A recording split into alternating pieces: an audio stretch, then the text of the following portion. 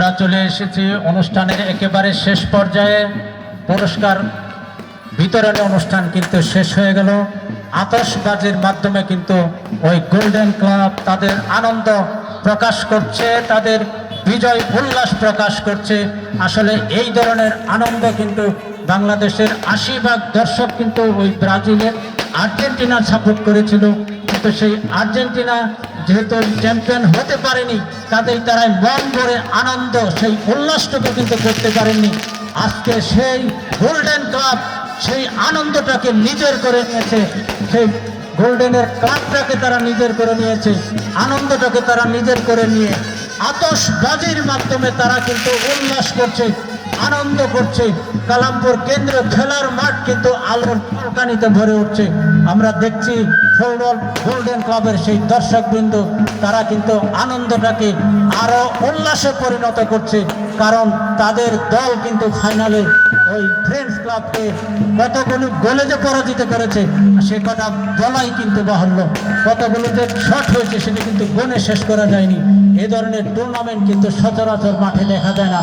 আজকে আমরা এই কালামপুর কেন্দ্রীয় খেলার মাঠে কিন্তু সেই সুন্দর আমরা দেখতে পেরেছি।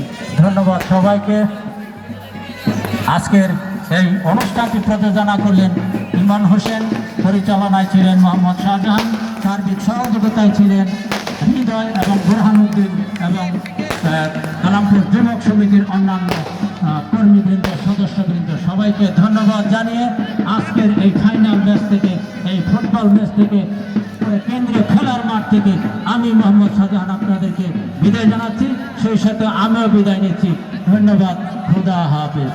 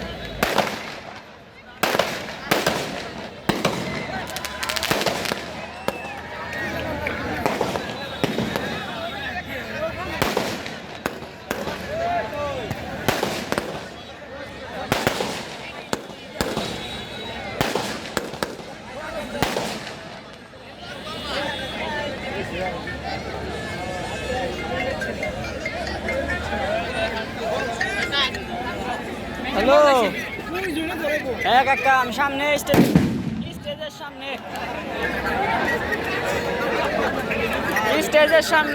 সামনে আচ্ছা, আমি স্টেজের উপরে উঠতে আনছি, তুমি দেখো।